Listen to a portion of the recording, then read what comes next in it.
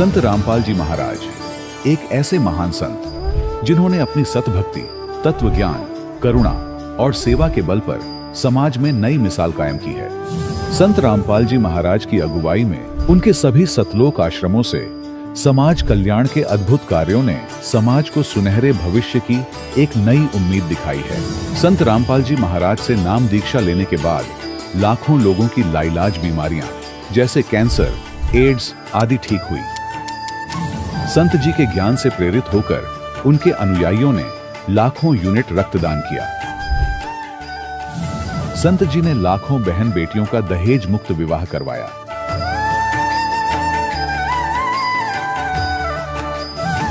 संत जी ने लाखों लोगों का नशा छुड़वाया, करोड़ों उजड़े परिवार बसे। संत जी के आश्रमों में समागम के दौरान निःशुल्क नेत्र चिकित्सा, दंत चिकित्सा प्रदान की जाती है। संत रामपाल जी महाराज द्वारा समय समय पर पर्यावरण संरक्षण के उद्देश्य से बड़े स्तर पर वृक्षारोपण किया जाता है। संत जी ने जरूरतमंदों को तत्काल राहत पहुंचाने के लिए एम्बुलेंस सेवा शुरू की। संत जी अपने अनुयायियों को देहदान के लिए प्रेरित करते हैं, जिससे मानवता की सेवा और चिकित्सा क्षेत्र में सुधार हो सके। संत रामपाल जी महाराज के सभी आश्रमों में हर रोज निःशुल्क भंडारा आयोजित किया जाता है, जहां हर वर्ग, हर जाति और हर धर्म के लोग एक साथ बैठकर भोजन करते हैं।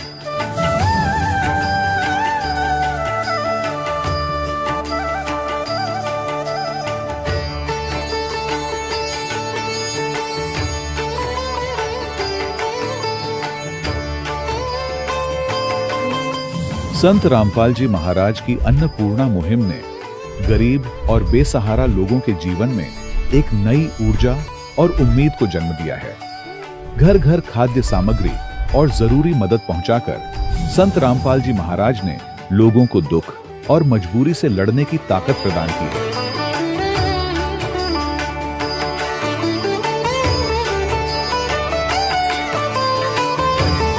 संत रामपाल जी महाराज द्वारा गरीब लोगों के लिए घर बनवाने का अद्भुत कार्य एक ऐसी मिसाल कायम कर रहा है जो सदियों सदियों संत जी की उदारता और दया भावना के तौर पर जाना जाएगा।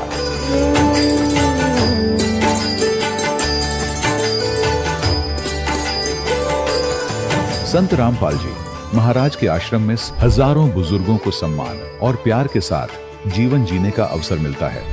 उनके खाने, रहने और स्वास्थ्य की पूरी जिम्मेदारी संत रामपाल जी महाराज उठाते हैं। अनाथ बच्चों के लिए संत रामपाल जी महाराज के सभी आश्रम किसी वरदान से कम नहीं। यहाँ उन्हें शिक्षा, संस्कार और भविष्य के लिए बेहतर अवसर प्रदान किए जाते हैं। चाहे बाढ़ हो, भूकंप या महामारी, संत रामपाल जी महाराज और उनके अनुयायी हमेशा ही जरूरतमंदों के लिए सबसे आगे खड़े रहते हैं। कोविड महामारी के दौरान संत रामपाल जी महाराज के आश्रमों से करोड़ों लोगों के लिए भोजन, दवाइयां और जीवन रक्षक सामग्रियां उपलब्ध कराई गई। चाहे गरीब की मदद हो या किसी शोषित और पीड़ित वर्ग के हक और सम्मान की लड़ाई, संत रामपाल जी महाराज ने हमेशा ही उनकी दबी आवाज को सरकारों तक पहुंचाया है और उन्हें उचित न्याय दिलवाने में अहम भूमिका अदा की है। समाज में आध्यात्मिक और सामाजिक मूल्यों के प्रति जागरूकता लाने में संत रामपाल जी महाराज हर कदम पर मानवता के सच्चे सेवक साबित हुए हैं। संत रामपाल जी महाराज का जीवन हमें सिखाता है कि सच्ची सेवा वही है जो निस्वार्थ भाव से की जाए। आइए हम भी इस महान सेवा के कार्य में इस महान संत से जुड़ें और संत रामपाल जी महाराज से नाम दीक्षा लेकर अपने जीवन को धन्य बनाएं।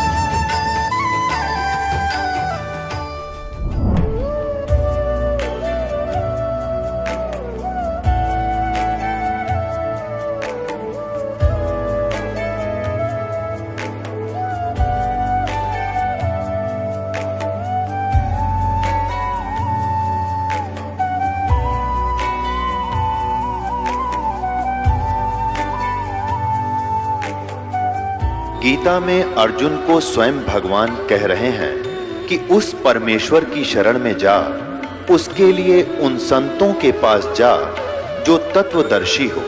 इसी प्रकार हजरत मोहम्मद को उनका अल्लाह कह रहा है कि कोई और पूर्ण परमात्मा है, उसको पाने के लिए उन तत्वदर्शी संत की तलाश कर। वो प्रभु कौन है, ये जानने के लिए कृपया अवश्य सुनिए जगत गुरु तत्वदर्शी संत रामपाल जी महाराज के अमृत वचन। सत साहिब दर्शकों, कई बार इंसान अपनी पूरी जिंदगी देवी देवताओं की पूजा, व्रत, उपवास और धार्मिक अनुष्ठानों में बिताता है, इस उम्मीद में कि शायद कभी तो जीवन में सुख आएगा, कभी तो दुख दर्द दूर होंगे। लेकिन दर्शकों, सोचने वाली बात यह है कि अगर इन सभी प्रयासों के बावजूद भी जीवन में न तो मानसिक शांति मिले और न आर्थिक लाभ हो, तो मन में एक ही सवाल उठता है, क्या मैं सच में सही साधना कर रहा हूं? दर्शकों, कुछ ऐसी ही कहानी थी दिल्ली के रहने वाले राजेश कुमार जी की, जो खुद एक इंजीनियर और प्लांट मैनेजर हैं। राजेश जी ने वर्षों तक देवी देवताओं की पूजा की, व्रत रखे और विशेष रूप से देवी मां की भक्ति में पूरी निष्ठा से लगे रहे। लेकिन न मन को सुकून मिला, न जीवन की परेशानियां कम हुई। दर्शकों, लेकिन आज राजेश जी बताते हैं कि उनकी जिंदगी में असली परिवर्तन तब आया जब इन्होंने संत रामपाल जी महाराज का शास्त्र अनुसार सत्संग सुना और नाम दीक्षा ली। और जैसे ही इन्होंने गुरु जी की शरण ली, उस ज्ञान और साधना का ऐसा प्रभाव हुआ कि इनको मानसिक शांति मिली और इनकी आर्थिक स्थिति भी सुधर गई। दर्शकों, आखिर क्यों आज लाखों लोग अपने धर्म में प्रचलित पुरानी साधनाओं को छोड़कर संत रामपाल जी महाराज द्वारा दी गई भक्ति साधना को अपना रहे हैं? आखिर इसके पीछे की सच्चाई क्या है? आइए सुनते हैं राजेश कुमार जी की कहानी इन्हीं की जुबानी। सर नमस्कार। नमस्कार सर, क्या नाम है आपका? मेरा नाम राजेश कुमार कुरेचिया है। सर, कहाँ से आए हैं आप? मैं ऐसे दिल्ली का हूँ और मैं सूरत में रहता हूँ। सूरत में क्या करते हैं? सूरत में मैं जॉब करता हूँ। संत रामपाल जी महाराज से कैसे जुड़े? ये संत रामपाल जी महाराज जी से मैं मार्च 2009 में जुड़ा था। संत रामपाल जी महाराज जी से क्यों जुड़े आप? संत रामपाल जी महाराज जी से जुड़ने से पहले मैं जो सब लोग जो भक्ति करते हैं, मैं भी वही देवी देवताओं की भक्ति करता था। देवी में मैं बहुत विश्वास रखता था और जैसे नवरात्र होते हैं तो मैं हमेशा 9 दिन के हमेशा व्रत रखता था, कुछ खाता पीता नहीं था। और लेकिन जैसे उन व्रत के लिए जैसा सोचता था उनसे कुछ लाभ मिले, वैसे कुछ लाभ मेरे को मिलते नहीं थे। फिर मुझे पता चला कहीं पे कि ऐसे एक संत हैं जो एक नाम देते हैं और उनकी भक्ति करने से सब लाभ मिलते हैं। आप एक एजुकेटेड पर्सन हैं, क्या आप इन बातों में विश्वास करते हैं कि नाम लेने से कोई ठीक हो जाता है या किसी संत के आशीर्वाद देने से ठीक हो जाते हैं? क्योंकि जिस तरह से आजकल डिजिटल जमाना है, साइंस का युग है, और दूसरी ओर आप लोग कह रहे हैं कि नाम दीक्षा लेने से लोगों को लाभ मिल जाते हैं, जैसे कि आप लोग संतों का नाम लेते हैं और उसी कड़ी में आपने संत रामपाल जी महाराज जी से भी नाम दीक्षा ली। क्या आप मानते हैं कि नाम दीक्षा लेने से लाभ मिलते हैं? आपने संत रामपाल जी महाराज से नाम दीक्षा क्यों ली, ये भी बताइए। हाँ, मैं मानता हूँ कि ये नाम लेने से ये सब लाभ मिलते हैं। मैंने नाम किस लिए लिया ये भी मैं बताता हूँ आपको। क्योंकि ऐसे मैं वेल एजुकेटेड हूँ, मैं एज ए इंजीनियर हूँ और एज ए प्लांट मैनेजर अभी मैं एक मल्टीनेशनल कंपनी में काम करता हूँ। और ऐसा सब लोग जानते हैं कि हाँ, कोई ना कोई शक्ति तो है जो ये जीव को चला रही है। इसलिए ये संत रामपाल जी महाराज जी से जब मैं जुड़ा तो उससे पहले मैं जो देवी देवताओं की भक्ति करता था, जैसे मैंने बताया मैं देवी की बहुत भक्ति करता था, लेकिन उससे कुछ लाभ नहीं मिलते थे। मुझे थोड़े मानसिक तनाव रहते थे, मैं बहुत परेशान रहता था। और उस दौरान जब मुझे पता चला तो मैंने संत रामपाल जी महाराज जी के पास गया, उनके शिष्य से मैं मिला था, उनके थ्रू मुझे पता चला तो मैं उनसे जाके संत रामपाल जी महाराज जी के पास गया, वहाँ पे नाम दीक्षा ली।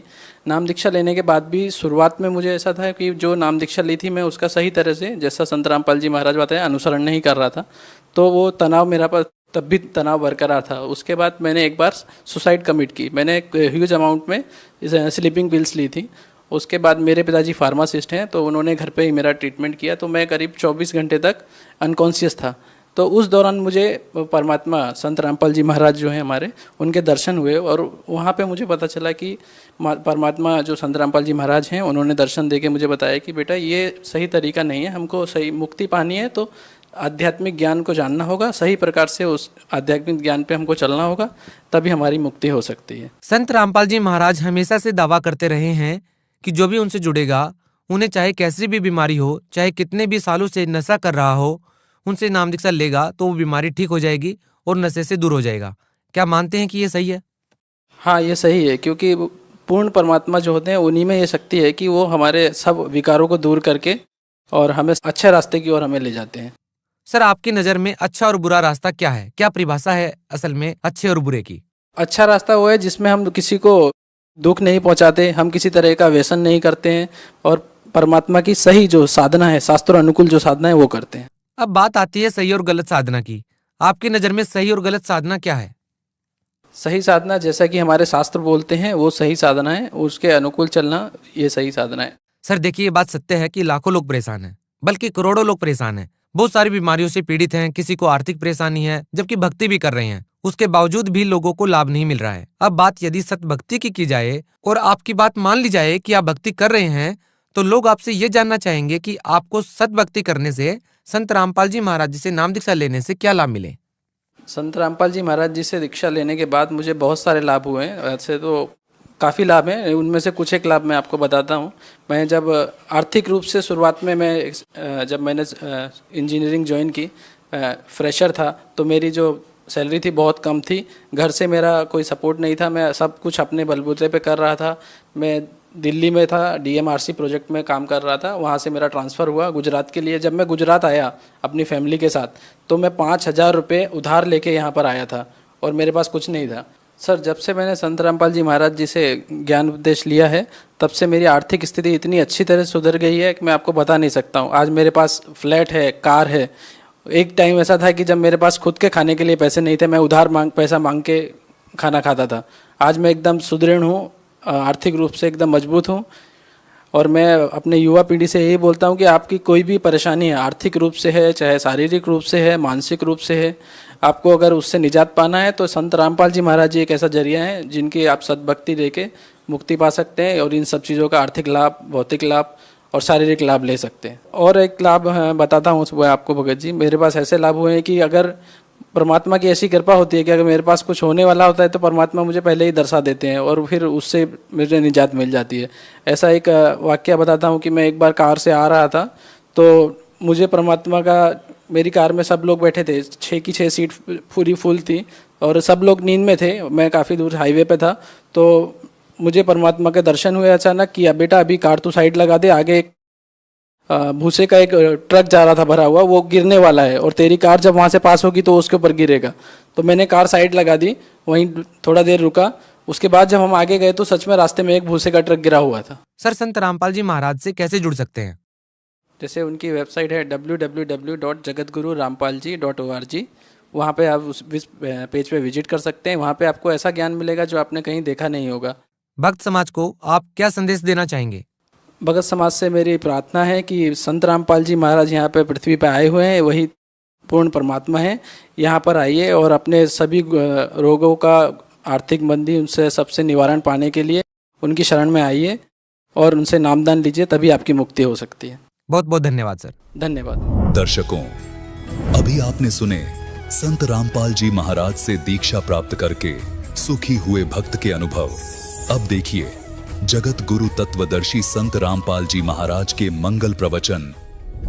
सुदर्शन को जब सतलोक जाने का समय आया तो परमात्मा ने पूछा, क्यों भक्त सतलोक जाना चाहते हो? कहने लगा, महाराज बिल्कुल तैयार है, आपने ज्ञान ही ऐसा दे दिया, यहाँ कुछ रखा ही नहीं है। तो परमात्मा ने कहा कि देख ले भाई, किसी में तेरी आस्था तो नहीं है। तो उस समय सुदर्शन भक्त ने कहा, परमात्मा मेरी कोई आस्था नहीं है, आपने ज्ञान ऐसा दे दिया कि तो एक दिन छोड़ना पड़ेगा, चाहे लाख वर्ष जीवन रह ले तो भी एक दिन मृत्यु होगी। इस संसार में रखा क्या है? लेकिन मेरे मन में एक बात रह रह कर कुचेट रही है, मेरे को परेशान कर रही है कि मेरे माता पिता बहुत ही नेक आत्मा थे और दुर्भाग्य उनका रहा कि वो भगवान को पहचान नहीं सके।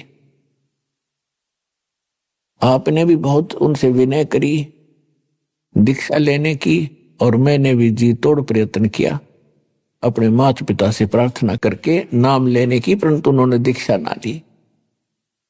हे परमात्मा, मेरी एक हार्दिक इच्छा और प्रार्थना है कि उन पुण्यात्माओं को किसी जन्म में अवश्य ग्रहण करना, शरण में लेना दाता, जब उनका मनुष्य जीवन हुआ हो। मेरी यही एक तमन्ना है। परमात्मा ने सोचा कि अभी बच्चा कच्चा है, जहां आशा ता बासा हुई, माता पिता में ममता है और ये पार नहीं हो सकता जब तक इच्छा आपकी रहेगी संसार की। ठीक है, भक्ति जो कर रहे हो ये आपका बैंक बैलेंस बन रहा है, इसमें कोई शक नहीं। बहुत पूंजी इकट्ठी हो रही है भक्ति धन की, लेकिन पार नहीं हुए तो फिर यही रह जाएंगे। और इस भक्ति का फिर करेंगे क्या? तो इस कमाई का करेंगे क्या? फिर कभी स्वर्ग में जाएंगे, राजा बन जाएंगे, कोरे कर्म बिगाड़ेंगे अपना कर्म फोड़ के, और फिर पृथ्वी पर ऐसे ही निर्धन बनकर घूम रहे होंगे। तो परमात्मा ने सोचा कि ये जीव इतना पुण्यात्मा है, फिर भी इतना ज्ञान समझाने के बाद भी आज माँ बाप के चक्कर में यो फिर फंस गया। तब परमात्मा ने कहा, बेटा तू निश्चिंत होकर जा यहां से, मैं प्रतिज्ञा करता हूं तेरे माता पिता को मैं अवश्य पार करूंगा, जन्म चाहे उसके कितने लग जाइयो, मैं उनको पार करूंगा भाई। तब सुदर्शन को विश्वास हुआ कि जो परमात्मा ने बोल दिया वो फाइनल है। तब वो सतलोक जाने के योग्य हुआ। और ये सतीति तो उस व्यक्ति की है जिसके संग में भगवान रोज रहा करते थे। तो पुण्यात्मा उनको विश्वास इतना नहीं हो पा रहा था कि सचमुच गॉड है, परमात्मा है। तो दास का उद्देश्य ये है कि आपके हृदय में सबसे पहले ये जचा दूं कि कबीर इज गॉड। जब कबीर साहब परमात्मा है तो फिर बात ही खत्म है। उनके सारे ज्ञान सही, उनका विधान सही, उनकी जो साधना बताई वो भी श्रेष्ठ होगी, और जो उन्होंने स्थान बताया वो भी सच्चा पावेगा, सत्य मिलेगा। तो सुदर्शन जी के जो माता पिता थे वो अगले जन्म में ब्राह्मण के घर जन्म हुआ। दोनों का पुनः संयोग पति पत्नी का हुआ, उनके बच्चे फिर भी नहीं थे।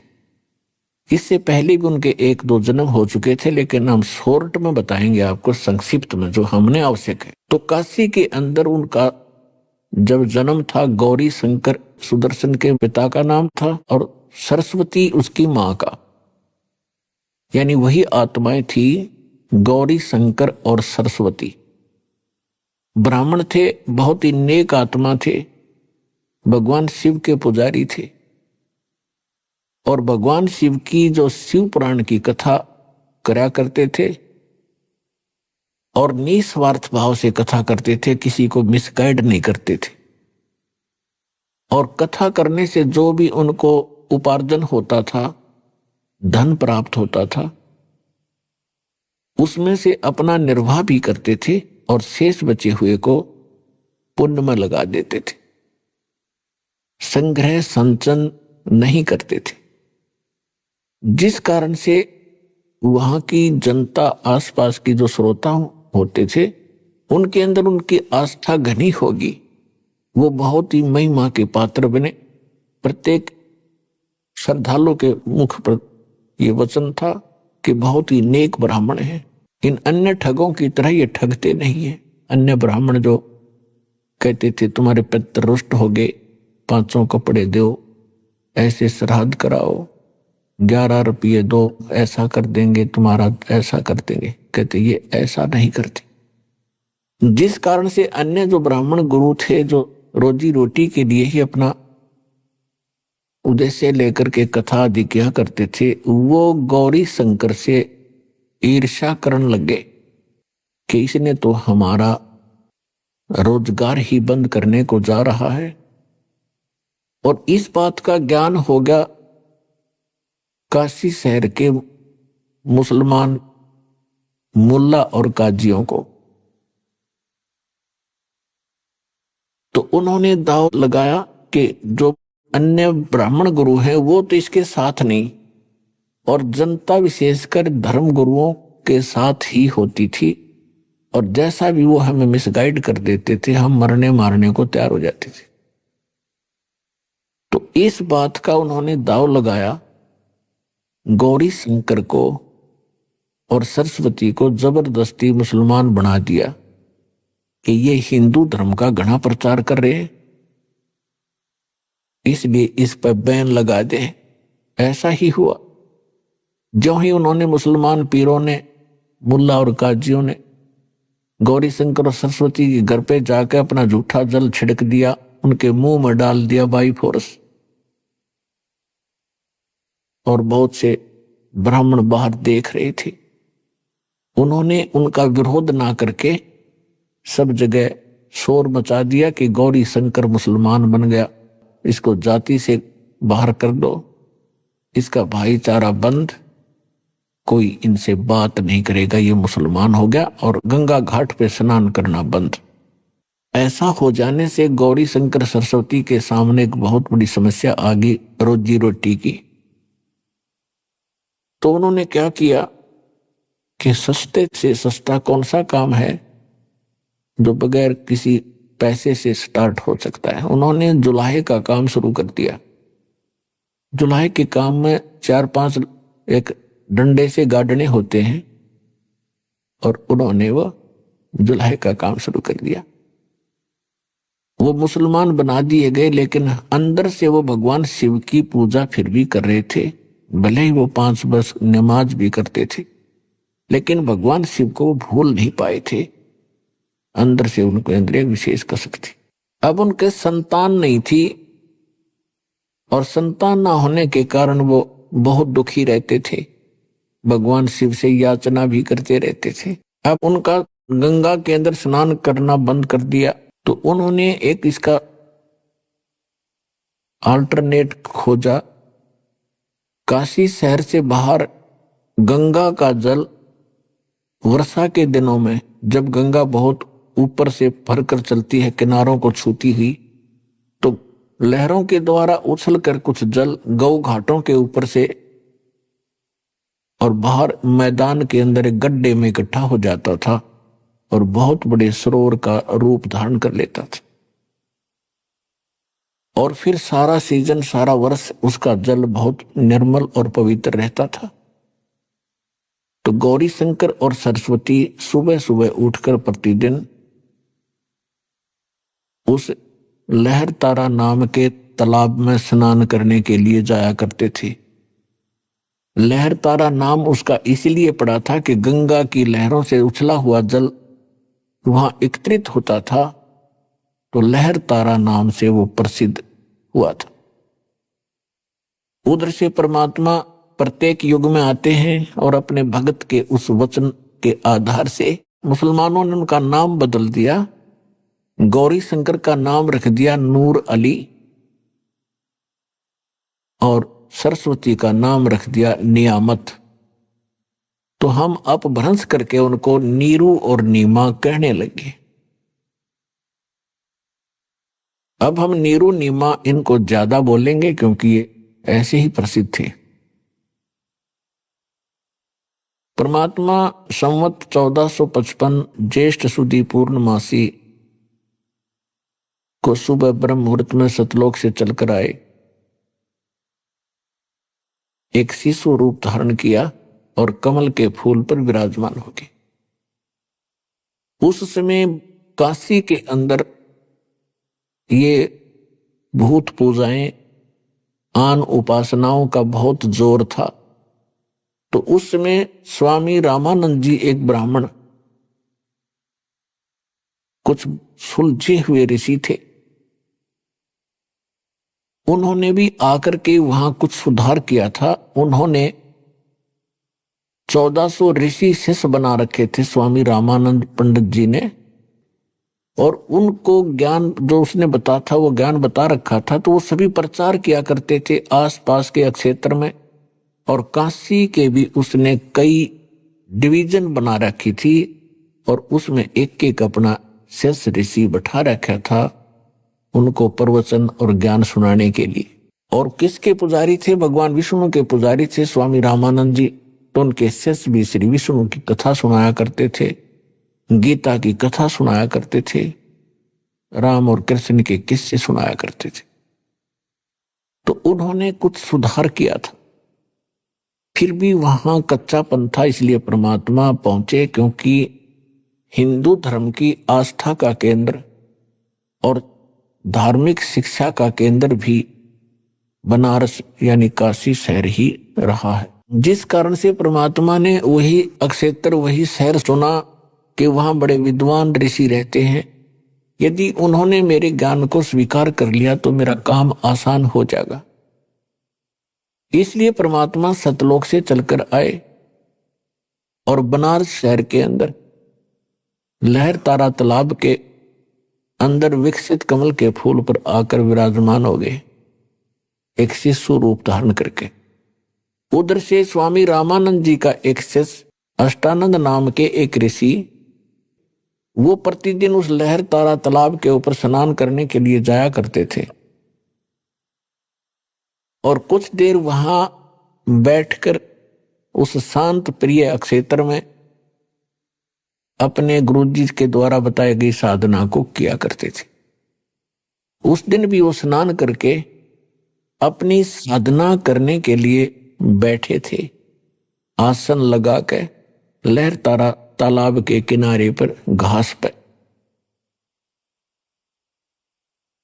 उधर से परमात्मा सतलोक से चलकर आए, एक शिशु रूप धारण करके। उनका बहुत तेज था। अब अष्टानंद जी अपना क्रिया साधना करने में तत्पर थे। उनकी अचानक दृष्टि आकाश में गई कि ऊपर से ये प्रकाश कैसे आ रहा है, कितनी गति से आ रहा है। उसने जो ही आसमान में देखा, उसकी आंखें चरम दृष्टि उस प्रकाश को सहन नहीं कर सकी। वो प्रकाश का गोला सा दिखाई दे रहा था। अब जैसे हम अपनी आंखों से सूर्य को कभी गलती से देख लेते हैं, दृष्टि पड़ जाती है, तो हमारी चरम दृष्टि सूर्य के उस तेज को सहन नहीं कर पाती और हम दूसरी साइड में जब नजर करते हैं तो सूर्य का प्रकाश रहित आकार हमें दिखाई देता है। ठीक यही स्थिति थी उस अष्टानंद ऋषि की हुई कि उसने देखा था एक प्रकाश का गोला, उसकी आंखें सहन नहीं कर सकी उस तेज को, और जो ही उसने आंखें बंद करी और साइड में की तो क्या देखा, एक नवजात शिशु देखा, एक बालक का उसमें चित्र दिखाई दिया। इस दृश्य को देखकर अष्टानंद बड़े चकित हुए और कुछ देर में क्या देखा उसने कि वो प्रकाश उस लहर तारा तालाब में एक किनारे पर सिमट गया। अब अष्टानंद जी ने सोचा कि मैं अपने गुरुदेव स्वामी रामानंद जी से पूछूंगा कि ये आज मैंने क्या देखा, ये मेरी कोई भक्ति की उपलब्धि है या मेरी कोई गलत फहमी बन गई है, मेरी कोई भ्रमणा है, संशय। वो वहां से उठकर आ गया। उधर से आकर उसने अपने गुरुदेव जी से कहा कि गुरुदेव, आज आपके शिष्य ने ऐसे ऐसे साधना काल में, साधना समय में एक प्रकाश देखा, आकाश से बहुत तेज गोला आ रहा था, और जब मेरी आंखें सहन नहीं कर सकी तो मैंने आंखें बंद कर ली। उसमें एक नवजात शिशु का रूप देखा। हे परमात्मा, हे गुरुदेव, ये मेरी कोई आंखों का दृष्टि दोष है या कोई और परमात्मा की लीला है, मुझे बताइए। तो स्वामी रामानंद जी ने कहा कि बेटा, ऐसे लक्षण उस समय होते हैं जब ऊपर के लोकों से कोई अवतारी शक्ति धरती पर जन्म लेने के लिए आती है, तब तारा सा टूटता है। ऐसा ही तुझे दिखाई दिया होगा। तो शिष्य ने कहा हाँ जी, ऐसा ही था। तो वो यहां जन्म लेगा किसी मां से और अपनी जो लीला करने के लिए आए हैं वो करेंगे। बेटा, ये तेरी भक्ति की उपलब्धि नहीं, कि तो को संयोग था उस महापुरुष के ऊपर से आने का। अब रामानंद स्वामी जी को जो ज्ञान था, उसको इतना ही ज्ञान था कि जितने भी यहाँ अवतार आए वो किसी मां से ही जन्मे। इसलिए उसने अपने शिष्य को अपने विचार आधार से संतुष्ट किया, उसकी शंका का समाधान किया। उधर से नीरू नीमा प्रतिदिन की तरह स्नान करने के लिए वहां से चले लहर तारा पे। तो उससे पहले दिन उस नीमा के घर कोई रिलेटिव आ गया था, नीरू के घर पे। उसके साथ उसकी धर्मपत्नी भी आई थी, बच्चे भी आए थे। तो उसने रात्रि के समय नीमा से बहुत कुछ बातें की और कहा कि आपको संतान नहीं दी अल्लाह ने, और आप अर्ज करो अल्लाह से, एक पुत्र तो होना ही चाहिए था, बगैर पुत्र की गति नहीं होती। ऐसी ऐसी उन्होंने बातें बताई। अपने आत्माओं, ये ज्ञान अध्यात्म ज्ञान है, तत्व ज्ञान है, गॉड गिवन स्पिरिचुअल नॉलेज है। हम उस व्यक्ति को एक भाग्यवान मानते थे जिनके संतान हो, और संतान में भी पुत्र हो तो वो लकी है। अगर लड़की है तो भी हम उसको भाग्यवान नहीं मानते थे। ये हमारे धर्मगुरुओं की काल के प्रेरणा से उन्होंने हमारे अंदर ऐसी भ्रमणा पैदा कर रखी थी कि जिनका संतान ना होती उनका तो जीवन हराम रहता था पूरी लाइफ में, और जिनका पुत्र ना होता उसको डरा डरा कर मार देते कि पुत्र बिना गति नहीं हो सकती।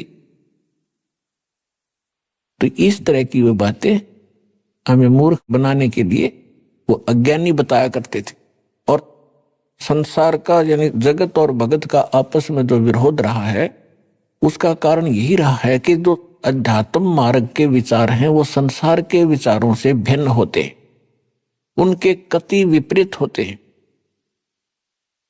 अब परमात्मा के तत्व ज्ञान के आधार से दास आपको बताएगा कि जिनका संतान नहीं है वो परमात्मा के विधान अनुसार और उन्होंने मोक्ष मार्ग मिल गया तो वो सबसे लकी हैं, सबसे भाग्यवान हैं। और ये ना समझना कि जिनका संतान है वो भाग्यवान नहीं है, नहीं। संतान और परिवार का होना हमारे संस्कार हैं। एक बार सुखदेव ऋषि जो थे मां के गर्भ में 12 वर्ष रहे। मां के गर्भ से वो बाहर नहीं आए क्योंकि मां के गर्भ में ये पता रहता प्राणी को कि मैंने कितने जन्म खो दिए बिना भक्ति के, और बाहर आते ही या भूल पड़ जाती है तो उसको ज्ञान था कि तीनों गुण, रजगुण ब्रह्मा, सतगुण विष्णु, तमगुण शिव जी का जो प्रभाव है, बाहर आते ही त्रिगुणमयी माया से जीव मूर्छित हो जाता है। इसकी सब यादाश्त चेतना पिछले जन्म जन्मांतर की समाप्त हो जाती है। इसको नए सिरे से शिक्षा दी जाती है, ये तेरा दादा है या तेरी दादी है, ये तेरा चाचा, ये तेरा ताऊ है, तेरा ये नाम है, ये तेरे माता पिता। कुल कुटुंब के लोगों की जानकारी उनको फिर धीरे धीरे दी जाती। वो पिछली अपनी सब यादाश्त खत्म कर देता है। इतने जबरदस्त अटैक होता है इसके बाहर आते। तो सुखदेव ऋषि मां के गर्भ से 12 वर्ष तक बाहर नहीं आया ब्रह्मा विष्णु महेश की विशेष प्रार्थना पर। तब उसने एक प्रतिज्ञा कराई कि आप कुछ देर अपनी माया को रोको तब मैं बाहर आऊं। तो उन्होंने भी कहा ब्रह्मा विष्णु महेश जी ने कि हम ज्यादा समय तक माया को नहीं रोक सकते, हमारा शरीर फट जाएगा, हम केवल इतनी देर रोक सकते हैं, फ्रिक्शन ऑफ सेकंड। तो सुखदेव जी ने कहा आप इतनी ही देर रोक लीजिए। तभी वो मां के गर्भ से बाहर आया और उसको चेतना बनी रही कि भगवान मनुष्य जीवन केवल परमात्मा प्राप्ति के लिए मिला है। यहाँ जो भी हमारे रिलेशन हैं, हमारे जो नाते हैं, ये संस्कार से जुड़े। तो ब्रह्मा विष्णु महेश अंतर्ध्यान हो गए जब उनके पिता, क्योंकि वेद व्यास ऋषि हुए हैं, उनकी पत्नी के गर्भ से सुखदेव ऋषि का जन्म हुआ था। तो वेद व्यास जी बड़े विद्वान पुरुष थे, उनको पता था कोई योगी पुरुष है मेरी पत्नी के गर्भ में और 12 वर्ष से बाहर नहीं आ रहा है, तो ऐसे भगवान पुत्र के मैं दर्शन करूंगा, ऐसा अच्छा पुत्र मुझे प्राप्त होगा। इस आशा में वो 12 वर्ष तक उसकी इंतजार करता रहा। जब सुखदेव ऋषि मां के पेट से बाहर आया और अपनी और नाल को कंधे पर डाल के ऐसा ही उठकर चल पड़ा, बाहर आते ही 12 वर्ष का शरीर बन गया, अंदर सूक्ष्म शरीर से छोटे बालक का रूप था। अब व्यास ने कहा बेटा, क्योंकि मां के गर्भ में जो सुखदेव था तो उसकी माता को कोई परेशानी नहीं थी जो गर्भ के दौरान हुआ करती है माताओं को। तो जिस कारण से उस मां ने कहा था कि इस पुत्र का नाम मैं सुखदेव रखूंगी, सुखदेव, इसने मुझे दुख नहीं दिया, गर्भ में भी मैं सुखी रही। बाहर आते उसका नाम सुखदेव रखी रखा था। तो वेद व्यास जी ने कहा कि बेटा सुखदेव एक बार मुझे दर्शन दे। वो पीठ करके चल पड़ा उठ के, और व्यास जी पीछे पीछे चल पड़ा कि बेटा 12 वर्ष तेरी इंतजार करी, अरे एक बार शकल तो दिखा दे। तो पीछे से ही मुड़ के नहीं देखा उसने, सुखदेव ने, और कहा ऋषि जी ना जाने कितनी बार तो आप मेरे पिता बने और मैं आपका बेटा बना, ना जाने कितनी बार आप मेरे बेटा बने और मैं आपका बाप बना। ये बहुत बुरा झंझट है। अब के मैं इस चक्कर में पड़ू को नहीं और आपके दर्शन भी नहीं करूं, कि ऐसा ना हो मेरी ममता आप में और माता जी में हो जाए। यूं कह के वो आकाश में उड़ गया। तो तब सुखदेव ऋषि ने कहा था एक लेवा एक देवा दूतम, और कोई किसी का पिता नहीं पुत, ऋण संबंध जुड़ा एक ठाठा, अंत समय सब 12 बाटा। ये तो आप और हमारे संस्कार जुड़े हुए हैं, इसलिए हम यहां अपने एक परिवार रूप में इकट्ठे हो गए हैं। मृत्यु के उपरांत ना जाने पिता कहां पशु बन रहा होगा, माता कहीं पक्षी बनी होगी, बेटा पता नहीं कहां और अन्य योनियों में घूम रहे होंगे अपने अगले संस्कार को पूरा करने के लिए। तो इस कारण से एक छोटी सी कथा सुनाते हैं, क्योंकि पुण्यात्मा ये सत्संग है और ये आत्मा की खुराक है, आहार है।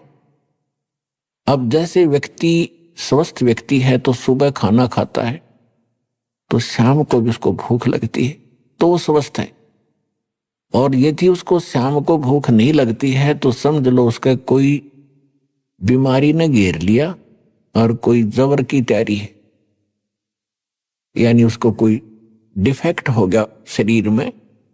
तो कहने का भाव ये इसी प्रकार जैसे ये सत्संग है, ये कथा वही है और हर एक बार सुननी पड़ती है। इन्हीं कथाओं से आत्मा जागृत होती है, निर्मल होती है, हमें प्लस माइनस पॉइंटों का ज्ञान होता है। तो प्रत्येक सत्संग में चाहे वो सत्कथा फिर भी सुनने को हम मिलती है या सत्संग सुनने को मिलता है, हमारी जिज्ञासा जो की तो बनी है, तो आपकी आत्मा स्वस्थ है। और यदि आपको ये लगता है कि ये कथा तो हमने पहले भी सुनी थी, ये ज्ञान तो हमने उस दिन भी सुना था, तो आपके मन में आनाकानी होगी। जिस प्रकार अस्वस्थ व्यक्ति को वही भोजन सुबह वही शाम होता है और भूख शाम को नहीं महसूस हो रही है तो उसको डिफेक्ट होगा। तो कहने का भाव ये है कि उसका फिर ट्रीटमेंट क्या है कि अन्न इच्छा होगी भक्ति में तो खाने में, तो उसके लिए औषधि खानी पड़ती है जो कड़वी ही होती है और फिर वो ठीक होता है। तो फिर वो धीरे धीरे रोटियां मीठी लगती हैं। इसी प्रकार इन कथाओं को 100 बार सुने और सुनने के बाद इस पर गहराई से जोर से विचार करें, तब तो सत्संग सुनने का लाभ है। तो एक बार एक व्यक्ति को एक पुत्र प्राप्ति के उपरांत उसकी पत्नी की मृत्यु होगी। उसने दूसरी शादी कराई, किसान था, उससे एक पुत्र उत्पन्न हुआ और फिर उस किसान की भी मृत्यु होगी।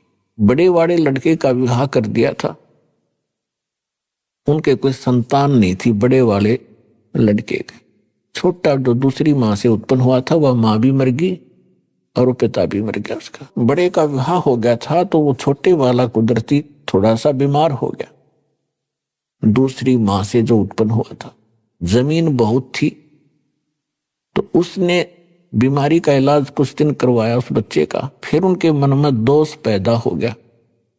दोनों पति पत्नी ने मिलकर के स्कीम बनाई कि इसको विष दे दें छोटे वाले को और सारी संपत्ति अपनी हो जाएगी।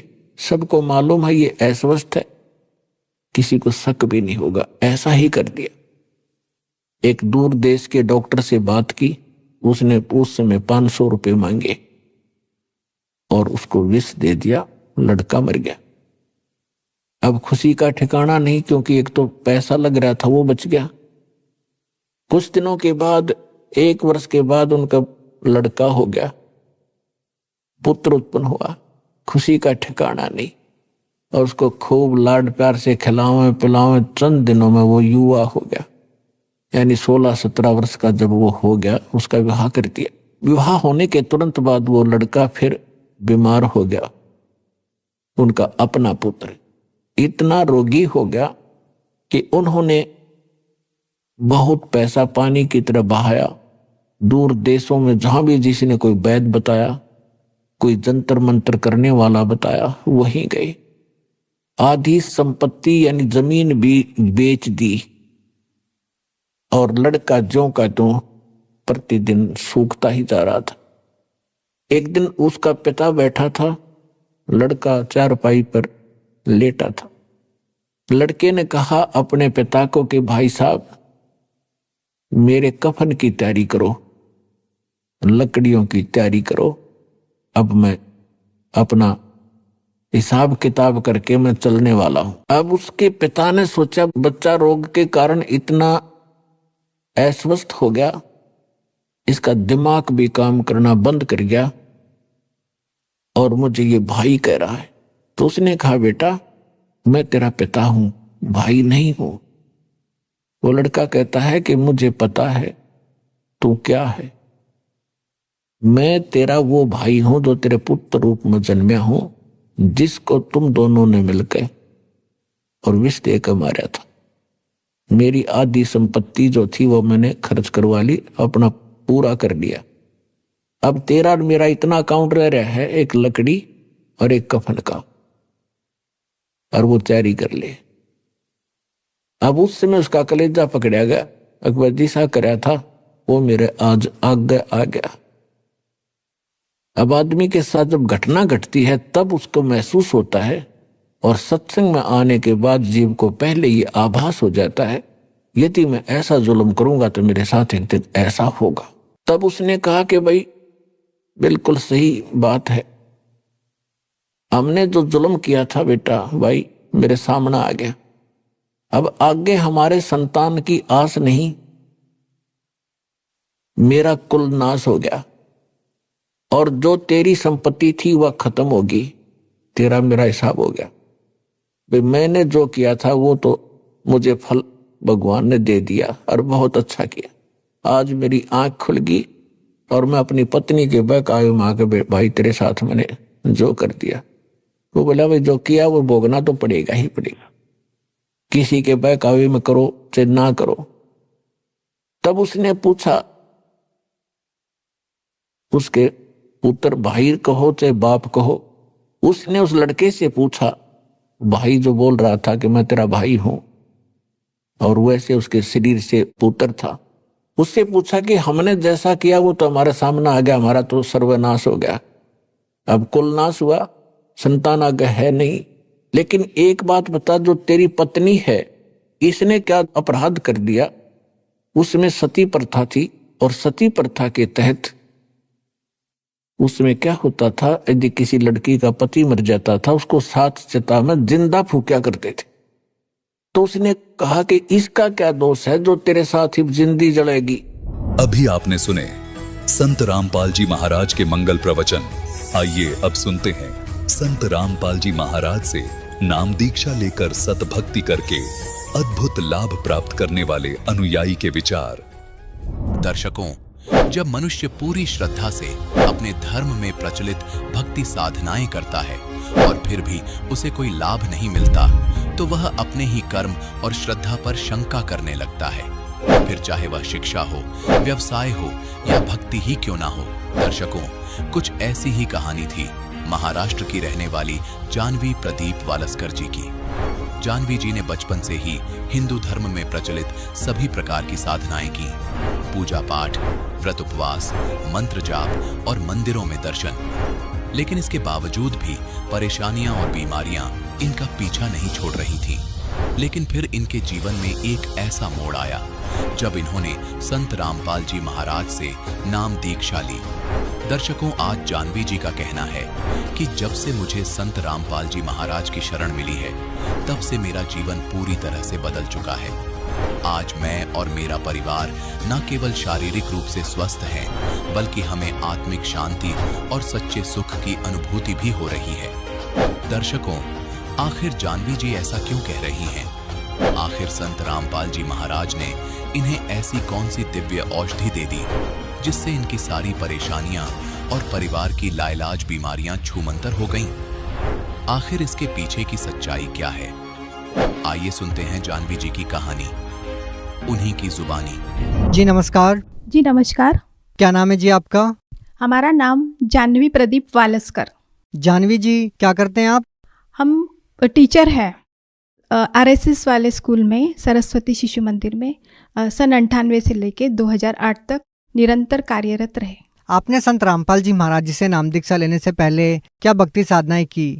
हमने सभी देवी देवताओं की भक्ति करते थे जो हिंदू समाज में अभी चलते आ रहे हैं, और हमारे घर का माहौल भी वैसा ही भक्तिमय था। हमारे मम्मी पापा काफ़ी भक्ति करते थे।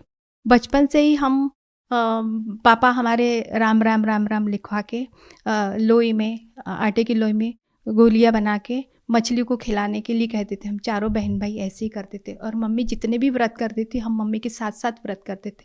विशेष तौर से गणपति और भोलेनाथ जी की भगवान व्रत करते थे, और संकट चतुर्थी भी मम्मी के साथ करते थे। बचपन से हम इतनी पूजा करते थे और भगवान के प्रति हमारी बहुत ज़्यादा श्रद्धा थी। पर जैसे ही विवाह हो गया हमारा, विवाह के बाद हमने गायत्री परिवार में आ गए, क्योंकि पड़ोसन हमारी गायत्री परिवार की थी। और उस विवाह के बाद तो हम काफ़ी परेशान रहने लगे कि आर्थिक भी और मानसिक भी, घर में भी बड़ी अशांति थी।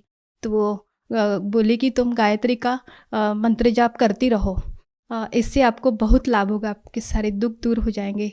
तो हम उसके साथ गए और नाम दीक्षा ले ली गायत्री की, और तब से हम गायत्री की इतनी तन मन धन से व्रत करते थे, पूजा करते थे, नवरात्रि के व्रत करते थे। हर साल शांति कुंज में जाते थे। शांति कुंज में हवन यज्ञ का ट्रेनिंग देते थे। वो 9 दिन का सत्र करके आते थे हम, और ट्रेनिंग लेने के बाद यहाँ पे घर पे आते थे। घर पे स्कूल से आने के बाद जहाँ से भी आता है फ़ोन या बुलावा आता है कि यहाँ हवन होना है, या विवाह संस्कार होना है, या जन्मदिन संस्कार है, तो हम माँ बेटी चले जाते थे झोला उठा के। बेटी की डफली उठा लेती थी, वो भजन पूजन करती थी, और 3 घंटे लगते थे हवन यज्ञ में। हम पूरा करते थे, ना भूख ना प्यास, कुछ भी नहीं, इतना हम समर्पित थे। फिर भी दुखों का, संकट का कोई निवारण ही नहीं होता था। एक संकट गया कि दूसरा आता था, दूसरा गया कि तीसरा आता था। हम इतने थक गए थे, इतने रोते थे, हे गायत्री माता, ये कब संकट निवारण होंगे, और कितने देना है तो इकट्ठा दे दो, पर ये ख़त्म हो जाए। जब भी हम शांति कुंज जाते थे, शांति कुंज से शैल दीदी से चरण स्पर्श करते थे, तब हम यही कहते थे कि दीदी हमारे बहुत संकट है, हम बहुत कष्ट में हैं, कब कष्ट समाप्त होंगे? तो कहते थे कि ये प्रारब्ध है, ये तो भोगना ही पड़ेगा। बहन जी, हमें आप एक बात बताइए, आपने गायत्री परिवार में रह के कितने साल तक साधनाएं की? 26 साल हमने भक्ति साधना की है।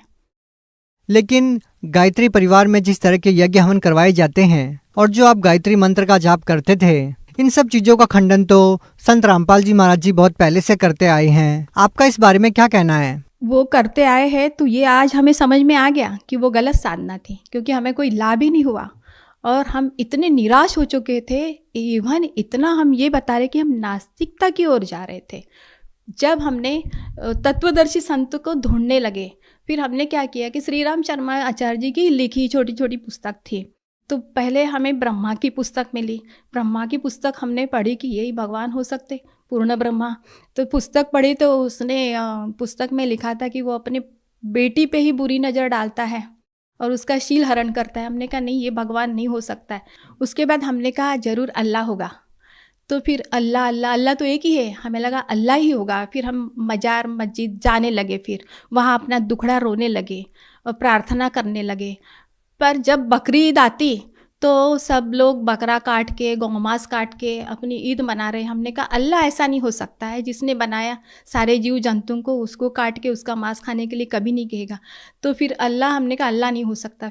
फिर हमारे साथ जो एक टीचर थी, वह टीचर ईसाई थी, बड़ा अच्छा व्यवहार था, उनसे ज्ञान चर्चा चलती थी। हमने कहा जरूर यीशु ही होंगे। फिर हमने उनके साथ भी चर्च गए 2-3 बार। फिर उन्होंने हमें एक छोटी सी बाइबल दी, ये पढ़ो। तो हमने वो बाइबल पढ़ी बड़ी श्रद्धापूर्वक। पर जब यीशु को यहूदी लोग मारते हैं बुरी तरह के और क्रॉस पे लटका देते हैं और कील ठोक देते हैं, तब यीशु कहते हैं कि हे भगवान, हे गॉड, हे ईश्वर, इन अज्ञानियों को माफ़ कर दो। तब हमें लगा नहीं, यीशु भी पूर्ण गॉड नहीं है, उनके ऊपर भी कोई पूर्ण परमात्मा है। इस प्रकार हम परमात्मा को ढूंढ रहे थे और फिर हम नास्तिक बन गए। जानवी जी, आपने अपना पूरा जीवन भगवान की खोज में बिता दिया, जिसमें आपने चारों धर्म में से किसी को नहीं छोड़ा। प्रत्येक धर्म के ग्रंथों को पढ़ते हुए आपने भगवान प्राप्ति की खोज जारी रखी। हम आपसे ये जानना चाहेंगे कि जब आपने चारों धर्मों को अपना के देखा, उसके बावजूद भी आपको भगवान की जानकारी नहीं हुई, जिसको आप भगवान कह सको, आपको ऐसी कोई चीज़ नहीं मिली, तो जानवी जी, हम आपसे जानना चाहेंगे कि संत रामपाल जी महाराज के बारे में आपको कैसे जानकारी हुई। हाँ, यही हम अभी बताना चाहते कि हम बर्थ सर्टिफिकेट लाने गए तो चाचा के गांव चले गए, जलगांव जिला में पाचोरा। तो वहाँ गए चाचा के यहाँ, तो नहा धो के हमने कहा चाची से हमें हवन करना है। तो चाचू बोले मैं चाय बना लेती, तब तक तुम 2 मिनट चाचा से बात कर लो। चाचा से बात की तो चाचा बोले तुम्हारे पास टाइम हो तो मैं थोड़ी बात बता दूं। हमने कहा बता दीजिए, आधे घंटे में, क्योंकि हमें तुरंत निकलना था। तो चाचा ने हमें बताया कि देखो हमारे साथ बहुत धोखा हो गया है। हमने कहा कैसा धोखा? बोले हम जिसकी भक्ति करते हैं उसका, हम जिस लोक में रह रहे ये काल का लोक है और यहाँ का भगवान काल भगवान है, ज्योति निरंजन भी उसी को कहते हैं। आपको ये जानकारी कहाँ से मिली? वो संत रामपाल जी महाराज के शरण में थे और वो अनुयायी थे उनके, तो उन्होंने हमें ये सत्य जानकारी दी और उन्होंने तुरंत पेज खोल के बता दिया, गीता का भी बताया और ज्ञान गंगा की पुस्तक बता दी खोल की, और उसमें बताया वो उल्टा लटका हुआ पीपल का वृक्ष, और बताया कि ऊर्ध्व मूलम अध शाकम, शर पुरुष वाकी डार, तीनों देव शाखा है, पात रूपी संसार। जानवी जी, हम आपसे जानना चाहेंगे कि आपने अपने जीवन में एक शिक्षक के रूप में काम किया है, आपने गीता जी को भी पढ़ा है। तो गीता जी अध्याय 15 के श्लोक 1 के उल्टे लटके हुए संसार रूपी वृक्ष की जो आप बात कर रहे हो, तो क्या ये जानकारी आपको पहले कभी नहीं मिली? तत्वदर्शी संत पूर्ण परमात्मा एक ही होता है विश्व में, और वो संत रामपाल जी महाराज है, ये हमारे चाचा ने हमें समझा के बताया। वो उल्टा वृक्ष पीपल का संसार रूपी वृक्ष जो समझाएगा वो तत्वदर्शी संत, तो वो वहीं से हमें मिला। जब चाचा ने ये बात बताई कि ये शरपुरुष की पत्नी दुर्गा है, इनके 3 पुत्र है, यही गुण है, रजोगुणी रूपी ब्रह्मा, सतोगुणी विष्णु और तमोगुणी शिव, और हम उल्टी पूजा कर रहे हैं, पात रूपी संसार, हम इनके पूजा कर रहे हैं, तो ये हमें फल कहाँ से देंगे? अपने को राइट पूजा करनी है, उन्होंने पेज राइट कर दिया। जड़ की पूजा करनी है, भक्ति रूपी जल हमें जड़ में डालना है, पूर्ण परमात्मा कबीर है, उन्होंने बताया और हम ध्यान से सुन रहे। जब हम भक्ति रूपी जल जड़ में डालेंगे तो ये पूरा पेड़ हरा भरा होगा, फलों फूलों से लद जाएगा और छाया भी मिलेगी अपने को और मोक्ष भी मिलेगा। तो उन्होंने इतना बताया। हमने कहा चाचा अब हमें देर हो रही है, आप हमें ये पुस्तक दे दीजिए। उन्होंने पुस्तक दे दी, हमने पुस्तक ली और बस में बैठ के आगे के सफ़र में निकल गए। हमने अपना पूरा काम कर लिया और बस में बैठे बैठे हमने सृष्टि रचना पूरी पढ़ ली। सृष्टि रचना पढ़ते ही हमारे होश उड़ गए।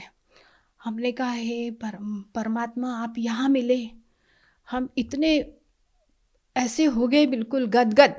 तो चाचा से हमने कहा कि हमें दीक्षा लेना है, तो फिर चाचा ने हमें फ़ोन नंबर वगैरह करके बात करके नामदान केंद्र का आता पता बता दिया। वैसे ही हम पुणे में आए और हमने 28 जनवरी को 2017 में नाम दीक्षा ले ली। आपने संत रामपाल जी महाराज से वेदों का ज्ञान प्राप्त किया, तो हम आपसे जानना चाहते हैं कि संत रामपाल जी महाराज से जुड़ने के बाद आपको कोई सांसारिक या आर्थिक लाभ भी मिला? जी, हमें बहुत लाभ मिला। सबसे बड़ा लाभ तो आध्यात्मिक लाभ मिला है। सच्चा गुरु मिला, पूर्ण परमात्मा कौन है जिसकी खोज में हम लगे थे वो प्राप्त हुआ, और हमें मोक्ष भी प्राप्त होगा, और मोक्ष प्राप्त होने के बाद हमें जाना कहाँ है ये भी पता चल गया। कि हमें अपने निजधाम जाना है और वहीं से हम आए हैं, ये हमें लाभ बहुत बड़ा मिल गया। और हमें ये लाभ मिला है कि हमारे हस्बैंड को अस्थमा था 20 साल से, आज उनका अस्थमा पूर्णतः 80% सही हो गया है। नहीं तो वो पूरी रात बारिश और सर्दियों में सोते नहीं थे, बैठे बैठे बिताते थे। और डॉक्टर ने भी बोल दिया था और वो भी मान गए थे कि ये अभी बचने वाले नहीं हैं। जैसे संत रामपाल जी महाराज से दीक्षा ले ली, उनका स्वास्थ्य एकदम सही हो गया है। क्या संत रामपाल जी महाराज ने उनके अस्थमा को ठीक करने के लिए कोई दवाई या जड़ी बूटी दी? नहीं, कोई दवाई नहीं दी, उन्होंने सद्भक्ति दी। वो मंत्र में ही पावर है। सतनाम का मंत्र श्वास से ही है। उनकी श्वास की बीमारी है, श्वास के मंत्र से ही उनकी बीमारी ठीक हो गई है। और हमें अनेकों लाभ मिले, पर अभी हम बता रहे हैं कि मैं, मेरी बहन और मेरे पति और उनकी बेटी, हम चारों लोग हरियाणा में गए तो वहाँ बहुत तेज से बारिश आई और इनका अस्थमा बढ़ गया। तुरंत इनका अस्थमा बढ़ गया तो हमने कहा है संत रामपाल जी महाराज आपकी शरण में है, आप ही संभालो हमें। और तो उतने में एक ऑटो वाला आया। ऑटो वाले से कहा हमने कि आप रुको थोड़ा, मैं और बहन की बेटी को जाना था दिल्ली, फ्लाइट से जाना था। तो उतने में परमात्मा से कहा कि संत रामपाल जी महाराज आप ही मेरे भगवान हो, आप सारी व्यवस्था कर दीजिए। उतने में एक सफ़ेद कार आती है और वो रुकती है बारिश में ही, कहती बहन जी आप लोगों को कहाँ जाना है? तो हमने कहा हम लोगों को तो रोहतक जाना है और इसको हवाई अड्डे जाना है। तो बोले हम लोग वहीं जा रहे हैं और संत रामपाल जी महाराज के हम शिष्य हैं, आप भेज दीजिए। तभी हमने कहा है संत रामपाल जी महाराज ने इतना चमत्कार कर दिया कि उसकी व्यवस्था हो गई। वो ऑटो वाला हमें ले गया। एक हमने कहा भाई इनकी तबीयत खराब हो रही है, आप अपने घर ले चलिए। ऑटो वाला ने एक घर में लेके गया और वहाँ संत रामपाल जी महाराज ने ऐसी प्रेरणा उनके मन में भर दी कि वहाँ उन्होंने इतना अच्छा व्यवहार किया, गर्म पानी गर्म चाय सब दे दिया उनको। और उन्होंने एक अस्थमा की पुड़िया एक पड़ोस वालों से ला के उनको दी और उनका अस्थमा एकदम ठीक हो गया। दूसरे दिन वही लोग अस्पताल लेके गए और 3 महीने की दवाई दी। वो दिन और आज का दिन उनका पूरा अस्थमा जड़ से ख़त्म हो गया है संत रामपाल जी महाराज की दया से। और हमें ये लाभ मिला कि हम बाथरूम में नहाने जा रहे थे तो वो हीटर ऑटोमेटिक था, पर उस दिन पता नहीं क्या हो गया, हम कपड़े भी धो रहे थे, उतने में हीटर एकदम ब्लास्ट कर गया फटाक से। और देखा तो इतना हीट पूरा भाप से पूरा दिखाई नहीं दे रहा था बाथरूम, और हम आराम से बाहर आ गए। एक बूंद भी हमारे एक छींट भी ऊपर नहीं आया। तो वो जीवन दान हमें संत रामपाल जी महाराज ने दिया है वहाँ पे। और एक लाभ बताना चाहती हूँ मैं। हम दोनों लोग डबल सीट जा रहे थे बाइक से, और एक पीछे से एक दूसरी बाइक आती है डबल सीट, वो हमारी गाड़ी को ठोक देती है और हम लोग वहीं पे गिर जाते हैं। पर संत रामपाल जी महाराज की दया से उसी समय सिग्नल गिर जाता है और पीछे की गाड़ियाँ पीछे ही रुक जाती है और हम लोग आराम से उठते हैं। लोग भी हेल्प करते हैं, पर हमें एक भी खरोच नहीं आया। वो भी पूछते हैं कि तुम्हें कुछ लगा? तो उनको भी नहीं लगा और हमें भी नहीं लगा। वहाँ पे भी संत रामपाल जी महाराज ने जीवन दान दे दिया है। आप भगत समाज को क्या संदेश देना चाहते हैं? भगत समाज को मैं संदेश तो नहीं दूंगी, संदेश परमात्मा देते हैं, पर मैं यही बताना चाहती हूँ कि सद्भक्ति करिए। पूर्ण परमात्मा धरती पर आए हैं, संत रामपाल जी महाराज ही पूर्ण परमात्मा कबीर है। हम लोग बोलते हैं गुरुर ब्रह्मा गुरुर विष्णु गुरुर्देव महेश्वरा, गुरु साक्षात पर ब्रह्म तस्मै श्री गुरुवे नमः। साक्षात गुरु परमात्मा हरियाणा में आए हैं संत रामपाल जी महाराज के रूप में। आप निरंतर 1 महीना तक सत्संग देखिए, किसी भी चैनल पे देखिए, कई चैनलों पे आता है और नीचे में एक पट्टी चलती है, व्हाट्सएप नंबर उसमें दिया है। आप व्हाट्सएप करके निःशुल्क पुस्तक ज्ञान गंगा और जीने की राह, एक कोई भी पुस्तक आप मंगवा लीजिए, पूरा ज्ञान समझ लीजिए और पूर्ण परमात्मा की शरण में जाके अपना पूर्ण मोक्ष करवा लीजिए। क्योंकि 84 लाख योनि के बाद ये मनुष्य जन्म सिर्फ मोक्ष के लिए मिलता है। बहुत बहुत धन्यवाद। धन्यवाद।